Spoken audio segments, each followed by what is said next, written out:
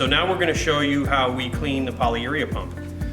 In here we have a little bit of material left. There's probably about a gallon or so left in there. We don't want to waste that, so what we're going to do is we're going to pump it back into the buckets. The safest way to do this is do one material at a time. We're not going to do it that way. We're going to do it the dangerous way.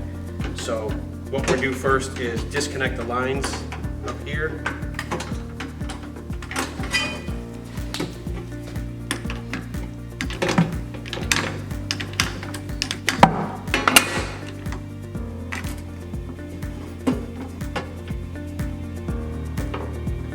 Okay, you want to make sure the right line is going into the right bucket. So we can see this is our polyol side right here from the material coming out, and this is our ISO side there.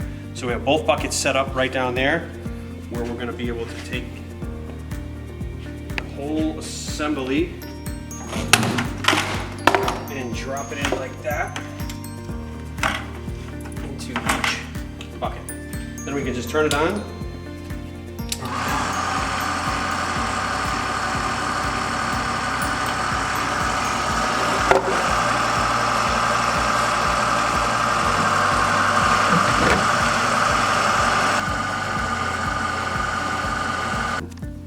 So now we're going to show you how to clean the pump. A very common question is what type of solvent should I use to run through the machine to clean the material out. You can use any paint thinner type product like xylene. Do not use acetone. In a lot of cases you don't even really need to use any of the solvent.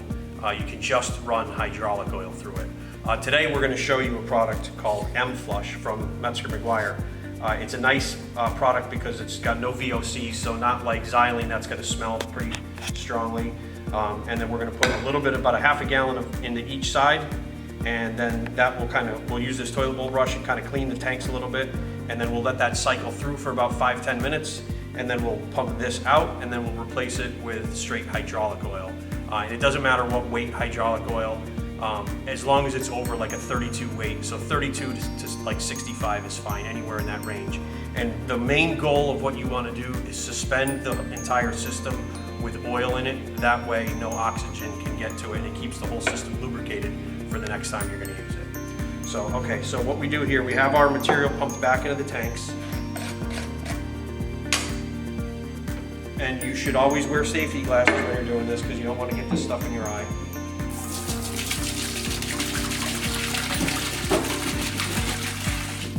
Half of it in there, and the other half in here.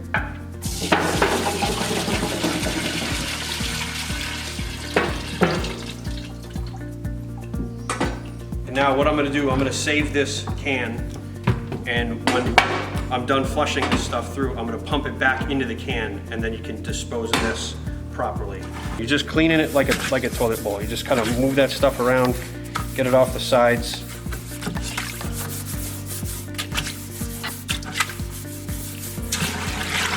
Make sure your screen is nice and clean. Okay, you can see that's pretty good like that. All right, now we can move over to this side and do the same thing. Clean that up. This is on the ISO side here, is usually where you get that white crusty buildup on the inside of the tanks. So you want to just make sure that all of that stuff is gone. All right, now that that's done, what we're going to do is take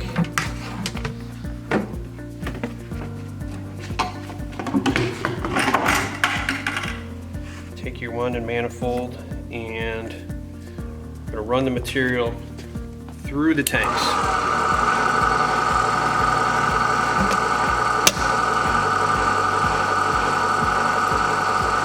Really, what I like to do is run it, make sure that that solvent is 100% into the system, and then you can shut it off for a couple of minutes. That'll help break down what's inside the lines and inside the motors or the pumps. That's really what you want to do, is make sure the inside of the pump motors are actually, or the pump slaves are actually really clean. All right, so you'll notice how the material is coming out of both of the lines at a pretty consistent rate, and what you want to look for is if there's any blockage in there. I'm going to simulate a blockage with one of the valves here, And when you turn it on, see that one's going consistently, and this one's got a little bit of a pulsing like that. And if your line is blocked, it's going to look like this. It's going to be a little bit will go through, then it'll stop, and then a little bit will go through. So if you don't have a consistent amount of material going through each side, it means you have a blockage in your line or in your pump, and you need to investigate a little bit further. Okay, now we're going to reconnect the lines to the manifold, and then we're going to pump out all the M-flush solvent, and then we're going to fill the system with hydraulic oil. Okay, now what we're going to do is we're going to pump the M-flush back into a 1 gallon bucket down here. Once the lines are back reconnected, you still never, even though all the material has been run through a solvent, you never want to cross-contaminate. So once this is hooked up again, don't pump it back into one or the other, just get rid of it.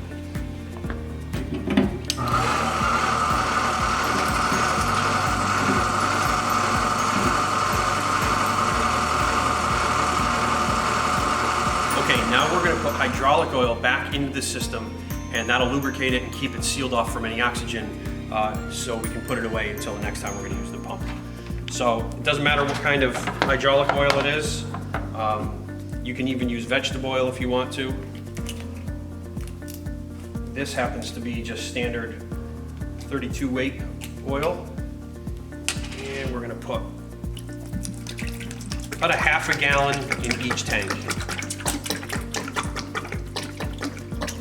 So a half a gallon is going to come just up on top of the screens in there.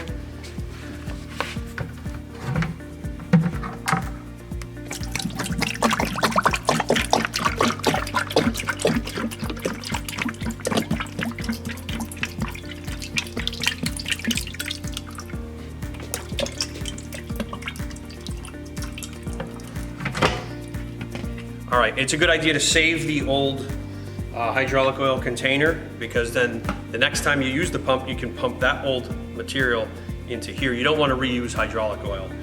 You can return it to an auto parts store.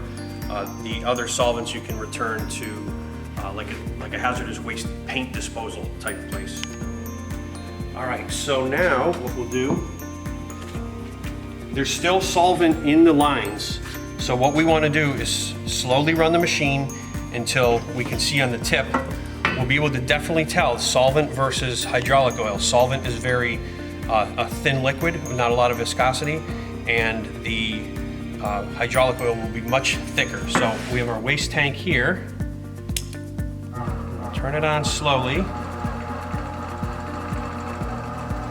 By running it slow, that heavier weight oil is pushing the solvent from the back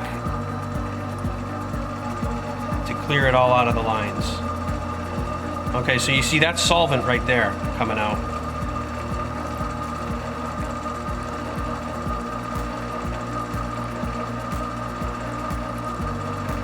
And now it's getting thicker. Now you can definitely tell that has changed, and that is oil. So run it up full speed. And that's it. It's straight oil coming out right now. There's no other material. And I shut it off, and then that's it. The material is, the pump is suspended. So now what we'll do, we'll take our grease gun, give it a few pumps until the grease comes out the tip there.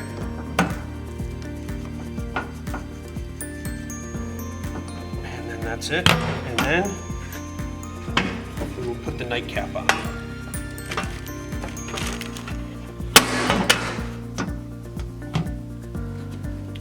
That's just this piece here. We slide it into the static mixer retainer nut.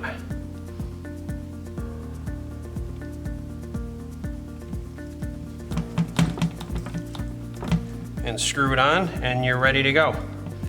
Now the pump is ready to be put away, and it can stay in this condition for years before you need to use it again. Hopefully it doesn't take that long before you have to use it again, but it's ready to go for the next time.